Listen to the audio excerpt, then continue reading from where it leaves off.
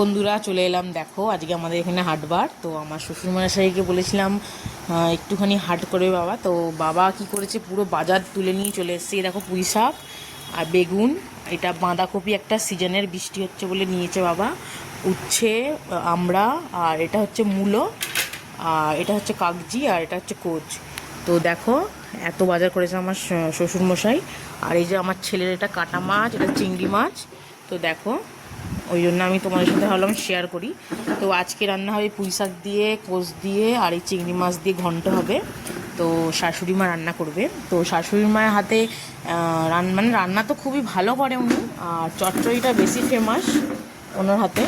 তো দেখো ওই জন্য ভাবলাম তো আজকে সেই রান্না করবে মা। তো আমি ভাবলাম তোমার সাথে শেয়ার করি সবটা, কেমন লাগছে দেখো। এই দেখো, তো আমি ভাবলাম চলে আসি ভিডিওতে।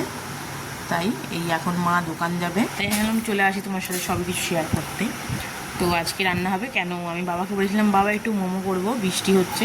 তাই আজকে বাবা দেখি ছোটো একটা বাঁধাকপি কিনেছে দেশি। তো চলো তোমাদের সাথে আবার আসছি আমি একটা ভিডিও নিয়ে, পরের ভিডিও নিয়ে। তো আশা করি তোমাদের ভালো লাগে, ভালো লাগে একটা লাইক দিও। টাটা।